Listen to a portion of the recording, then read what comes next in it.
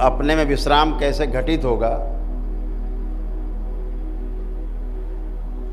ये समझने वाली बात है। अभी तो सारे श्रम में डूबे हुए हैं।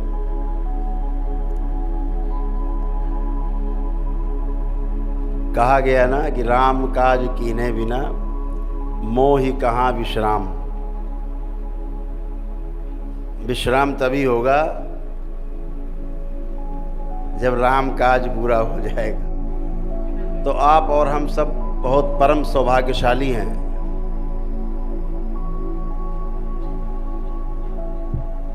कि हम लोगों को इसी जन्म में, इसी शरीर यात्रा में हमारे परम पूज्य गुरुदेव पंडित श्री राधा रमण जी मिश्र हमारे पथ प्रदर्शक हैं, हमारे साथ हैं, हम उनके साथ हैं। अवसर है पूरा होने के लिए,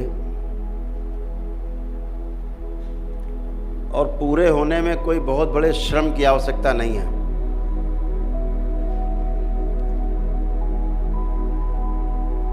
अधूरे बने रहने के लिए श्रम करना पड़ता है, लेकिन पूरा होने के लिए, पूर्ण होने के लिए विश्राम की आवश्यकता है। पूर्ण होने का मतलब है समाप्त हो जाना, पूरा हो जाना।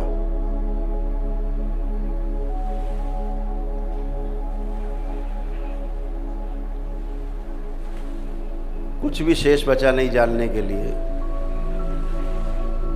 जब कुछ भी नहीं बचा जानने को तो पूर्णता कहते हैं, अर्थात कुछ भी शेष नहीं बचा। जब तक शेष बचा रहता है, चाहे वो 100 में से 0.001% क्यों ना हो,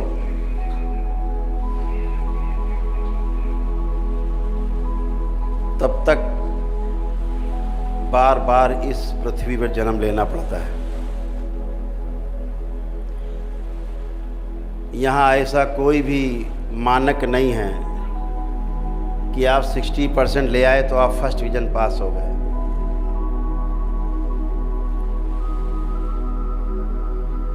गुरुओं की राह पे चलने वालों को 100 में 100 चाहिए पूर्ण होने के लिए। 0.001% भी कम है तो पूर्णता नहीं है। पास नहीं हुए, अनुत्तीर्ण हैं आप, फेल हो गए, दोबारा से जन्म लेना होता है।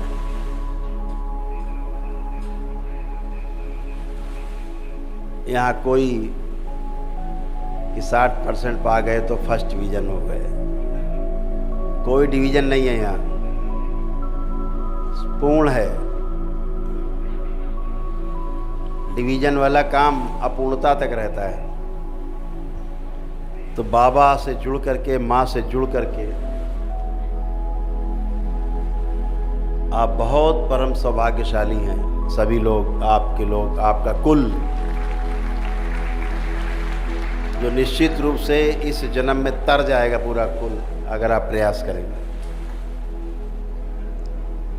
बहुत लोगों को लगता है कि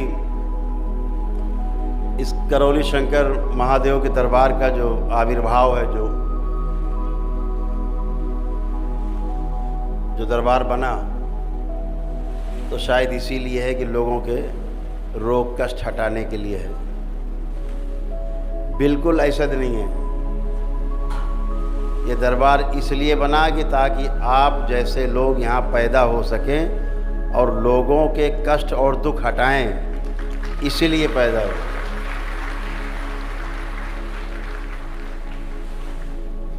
और उस दिशा में आप चल पड़े हैं। बहुत लोग तंत्र की दीक्षा ले रहे हैं। तो गुरु का महत्व तो हमारे जीवन में हर क्षण है। इस दरबार में एक अवसर है जहां आपको स्वयं से समझना है, स्वयं को समझना है, आपके अपने अनुभव उनसे समझना है। बाकी तो सब सूचना है, बाकी सब इन्फॉर्मेशन है, नॉलेज अपने आप से ही आएगी, आती भी है। यही नियम है। किसी दूसरे से नॉलेज कभी नहीं आती। एक रास्ता केवल नॉलेज आने का है, सिर्फ एक रास्ता। ज्ञान आने का सिर्फ एक रास्ता है। अगर पूर्ण गुरु कृपा कर दे तो एक क्षण में आपको ज्ञान प्राप्त हो सकता है, आप ज्ञान को उपलब्ध हो सकते हैं। बाकी आदमी की बस की बात नहीं कि आपको समझा सके। यह शक्ति पूर्ण गुरु के पास है, भगवान के पास भी नहीं है। तो इसलिए ये एक अवसर है और इस अवसर को पूरा सदुपयोग करना है, इस अवसर में जीना है। यह अवसर बहुत मुश्किल से मिलता है। पता नहीं कितने अच्छे कर्म आपने किए होंगे पिछले जन्मों में और इस जन्म में भी, कि आपको बाबा जैसे महागुरु मिले हैं। तो हम सबको इस अवसर का सदुपयोग करना है। भविष्य में भी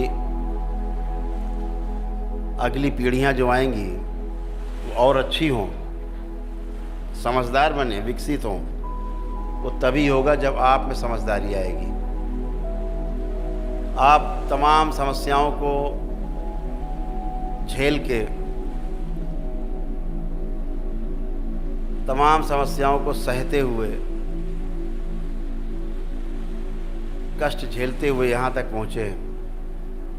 तमाम समस्याओं से मुक्ति के लिए दरबार ने आपका सहयोग किया।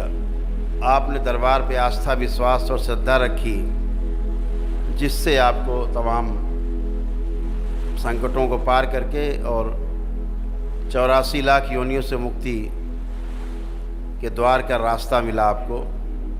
ये आपके ही श्रम जो आपने किया, आपने जो अच्छे कर्म किए, उसका ही परिणाम है। तो इसको खोना नहीं है। इस परिणाम को देखना भी नहीं है। जब भी आप परिणाम देखते हो तो कम ज़्यादा दिखता है। दूसरे से तुलना करते हो आप, जब भी आप दूसरे से तुलना करने जाओगे अपनी, तब अपने लिए संकट खड़े करेंगे आप। तब आपको अपने में कम ज़्यादा दिखाई देगा। कम हो जाएगा, कम दिखेगा तो भिखारी जैसी हालत हो जाएगी।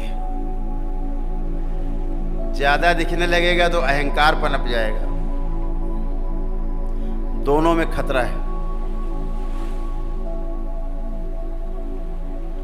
तो बगैर फल परिणाम की चिंता किए बगैर अपने कर्म को करते रहना है, जो परम पूज्य गुरुदेव द्वारा आपको दीक्षा दी गई हैं, दी जा रही हैं। उस पथ पे चलते रहना है सतर्कतापूर्वक, और निश्चित रूप से एक दिन आप वहाँ जरूर पहुँचेंगे जहाँ आप पहुँचने की चाहत रखते हैं अपने अंदर।